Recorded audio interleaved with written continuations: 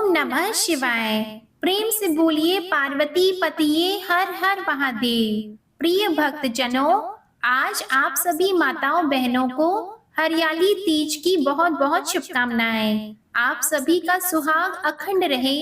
महादेव और माता पार्वती की कृपा से आपके मांग का सिंदूर सदैव दमकता रहे, आपके हाथों की चूड़ियां खनकती रहे और आपके परिवार में खुशियां सदैव बनी रहे।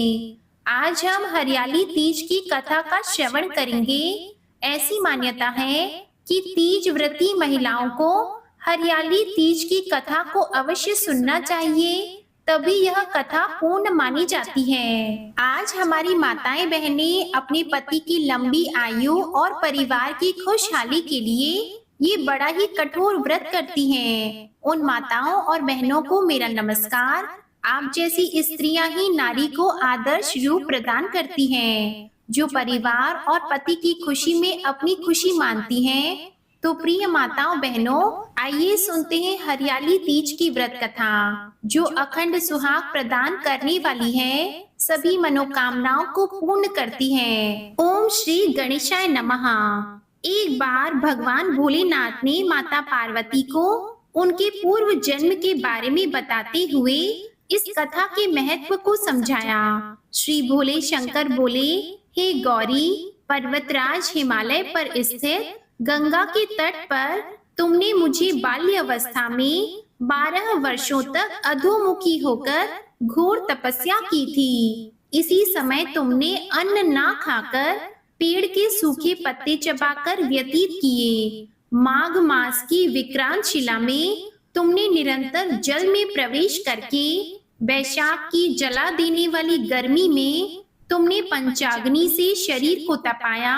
श्रावण की मूसलाधार वर्षा में खुले आसमान के नीचे बिना अन्न जल ग्रहण किए समय व्यतीत किया।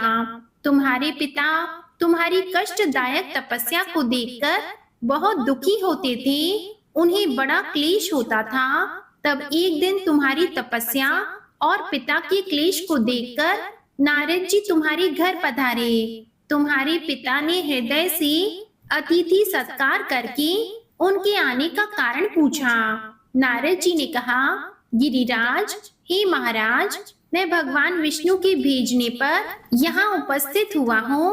आपकी कन्या ने बड़ा कठोर तप किया है, इसलिए प्रसन्न होकर वे आपकी पुत्री से विवाह करना चाहते हैं। इस संदर्भ में आपकी राय जानना चाहता हूँ। तब नारद जी की बात सुनकर गिरिराज गदगद हो उठे। उनके तो जैसे सारे क्लेश दूर हो गए। प्रसन्न चित्त होकर वे बोले, श्रीमान, यदि स्वयं विष्णु मेरी कन्या का वरण करना चाहते हैं तो भला मुझे क्या आपत्ति हो सकती है। वे तो साक्षात ब्रह्मा हैं। हे महर्षि, यह तो हर पिता की इच्छा होती है कि उसकी पुत्री सुख संपदा से युक्त पति के घर की लक्ष्मी बने। पिता की सार्थकता इसी में है कि पति के घर जाकर उसकी पुत्री पिता के घर से अधिक सुखी रहे। हे पार्वती, तुम्हारे पिता की स्वीकृति पाकर नारद जी विष्णु जी के पास गए और उनसे तुम्हारे ब्याह के निश्चित होने का समाचार सुनाया। मगर इस विवाह संबंध की बात जब तुम्हारे कान में पड़ी तो तुम्हारे दुख का ठिकाना न रहा। यह बात सुनकर तुम जोर जोर से जमीन पर गिरकर तड़प कर रोने लगी। तुम्हारी एक सखी ने तुम्हारी इस मानसिक दशा को समझ लिया और तुमसे रोने और दुखी होने का कारण जानना चाहा।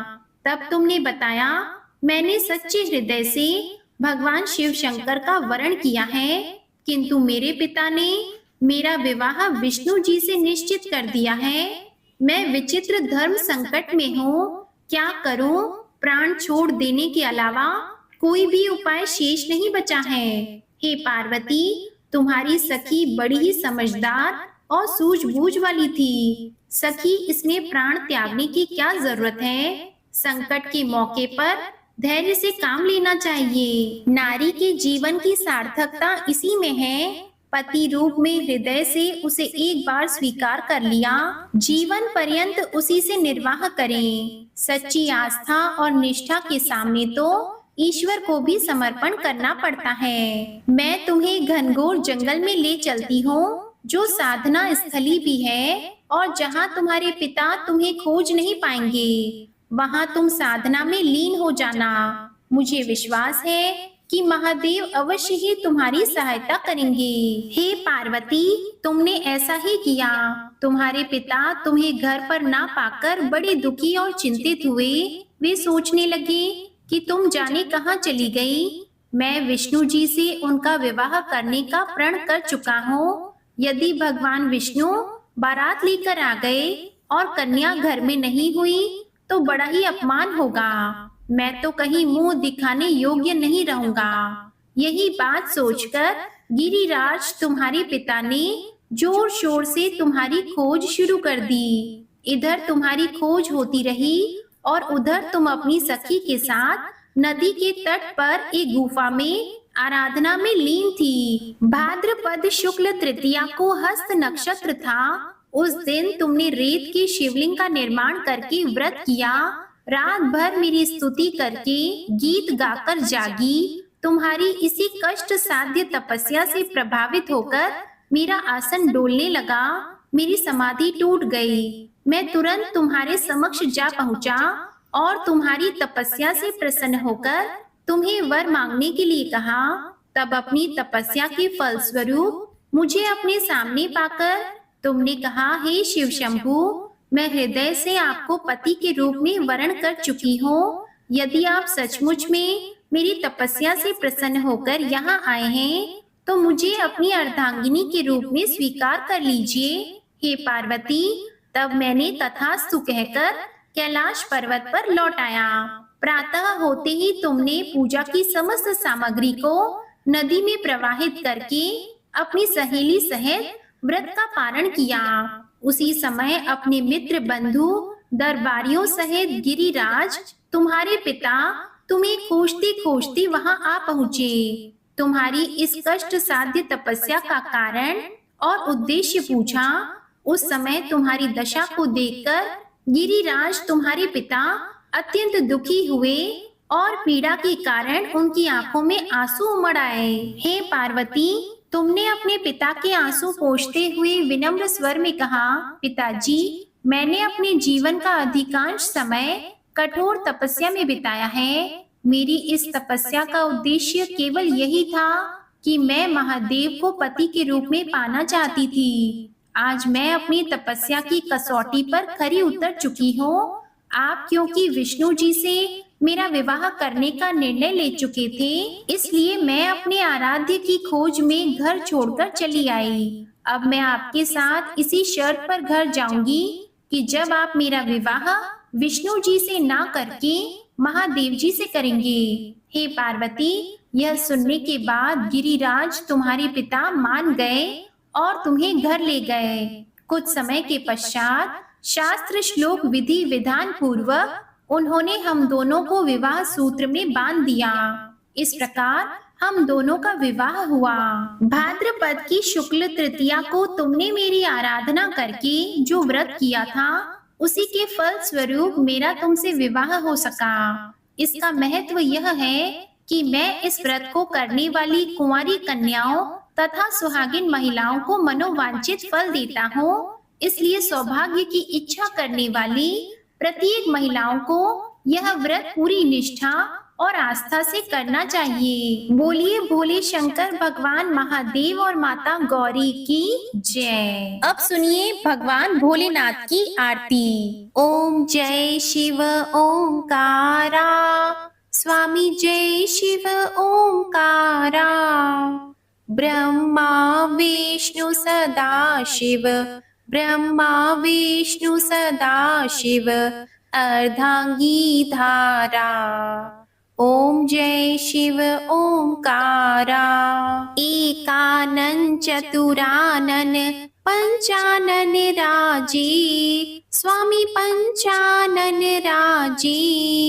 हंसासन गरुड़ासन, हंसासन गरुड़ासन, वृषवाहन साजे। ओम जय शिव ओंकारा।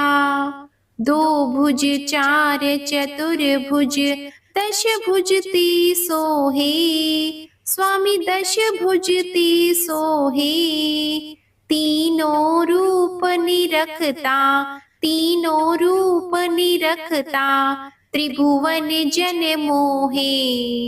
ओम जय शिव ओंकारा।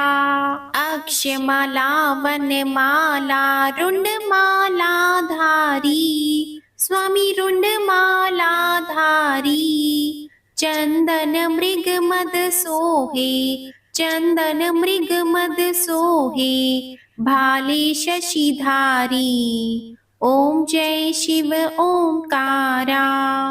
श्वेतांबर पीतांबर बागंबर अंगी, स्वामी बागंबर अंगी। सनकादिक गरुडादिक, सनकादिक गरुडादिक, भूतादिक संगे। ओम जय शिव ओंकारा। कर के मध्य कमंडल चक्र त्रिशूलधारी, स्वामी चक्र त्रिशूलधारी। सुखकारी दुखहारी, सुखकारी दुखहारी, जगपालनकारी। ओम जय शिव ओंकारा। ब्रह्मा विष्णु सदा शिव जानत अविवेका, स्वामी जानत अविवेका। प्रणवाक्षर में शोभित, प्रणवाक्षर में शोभित, ये तीनों एका। ओम जय शिव ओंकारा। त्रिगुण स्वामी जी की आरती जो कोई नर गावे, स्वामी जो कोई नर गावे। कहत शिवानंद स्वामी, रटत भूलानंद स्वामी, सुख संपत्ति पावे। ओम जय शिव ओंकारा। ओम जय शिव ओंकारा, स्वामी जय शिव ओंकारा। ब्रह्मा विष्णु सदा शिव अर्धांगी धारा। ओम जय शिव ओंकारा। ओम जय शिव ओंकारा। बोलिए भोले शंकर भगवान की जय। कथा अच्छी लगी हो तो इस वीडियो को लाइक कीजिएगा, चैनल को सब्सक्राइब कीजिएगा और कमेंट में भोलेनाथ जी की जय जरूर लिखिएगा। हर हर महादेव। ओम नमः शिवाय।